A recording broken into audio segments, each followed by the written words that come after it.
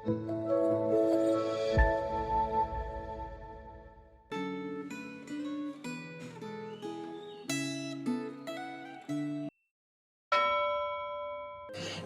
jemaat yang dikasihi Tuhan. Hari ini kita akan belajar firman Tuhan dengan tema Membangun dengan hormat bagi Tuhan. Sebelum kita merenungkan firman Tuhan, mari kita berdoa. Ya Tuhan, pimpin dan sertailah perenungan kami, agar kami dapat lebih memahami apa yang menjadi kehendak-Mu dalam hidup ini. Dalam nama Tuhan Yesus kami berdoa. Amin. Firman Tuhan hari ini diambil dari 2 Tawarik pasal 3 ayat 1 sampai pasal 5 ayat 1. Saya akan membacakan pasal 3 ayat 1 dan 2. Salomo mulai mendirikan rumah Tuhan di Yerusalem, di Gunung Moria, tempat Tuhan menampakkan diri kepada Daud ayahnya, di tempat yang ditetapkan Daud, yakni di tempat pengirikan Ornan, orang Yebus. Ia mulai mendirikan rumah itu pada bulan kedua, tahun keempat pemerintahannya. Jemaat yang dikasihi Tuhan, setiap orang pasti pernah membangun sesuatu, misalnya membangun rumah, membangun usaha, dan membangun keluarga. Sebagai contoh, bila kita hendak membangun rumah, kita pasti tidak akan melakukannya secara sembarangan. Banyak hal yang harus kita persiapkan. Kita harus membuat perencanaan secara terperinci. Kita harus memilih material yang paling baik, agar rumah yang kita bangun dapat berdiri kokoh, sehingga rumah itu membuat kita bisa tinggal dan beraktivitas dengan nyaman sesudah rumah itu selesai dibangun. Sekarang, bila kita hendak membangun sesuatu untuk pekerjaan Tuhan, apakah kita akan berusaha melaksanakan rencana tersebut dengan sebaik-baiknya?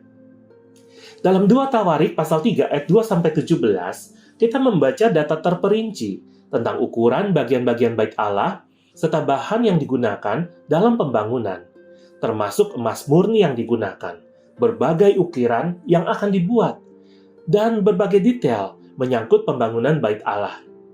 Secara sekilas, yang dicatat di sini seperti perencanaan proyek bangunan biasa, termasuk bahan yang dipakai dan ukurannya. Akan tetapi, sebenarnya pembangunan bait Allah ini bukan hanya sekedar proyek arsitektur, melainkan cermin ungkapan rasa hormat kepada Allah, serta wujud ketaatan terhadap apa yang Tuhan perintahkan untuk dikerjakan secara teliti. Raja Salomo tidak sekedar membangun secara asal-asalan, tetapi ia membangun secara cermat di tempat yang Tuhan tentukan, dengan bahan terbaik, dengan ketelitian yang serius, dan ia menyelesaikan pekerjaannya sampai tuntas. Akhirnya, Raja Salomo mempersembahkan semua hasil usahanya dalam membangun bait Allah itu kepada Tuhan, yang layak menerima persembahan yang terbaik. Saat ini, kita tidak perlu membangun bait Allah secara fisik. Akan tetapi, perhatikan bahwa Rasul Paulus berkata, "Kamu sekalian adalah bait Allah." Kita semua yang telah diselamatkan di dalam Kristus sehingga menjadi anak-anak Allah merupakan bait Allah. Apakah Anda ikut membangun hidup Anda, keluarga Anda, dan pelayanan Anda? Apakah Anda membangun sebagai ungkapan rasa hormat kepada Allah atau hanya secara asal-asalan? Apakah Anda sungguh-sungguh menjalani hidup dalam takut akan Tuhan dan mempersembahkan diri Anda sebagai persembahan yang hidup, yang kudus, dan yang berkenan kepada Allah? Kiranya Allah Roh Kudus senantiasa membimbing dan menolong Anda untuk menjalani hidup yang terus dibangun untuk kemuliaan nama Tuhan.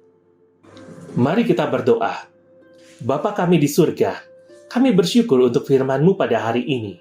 Terima kasih karena Engkau mengingatkan kami bahwa segala sesuatu yang dikerjakan bagi-Mu tidak seharusnya dilakukan dengan asal-asalan. Engkau layak menerima yang terbaik dari hidup kami.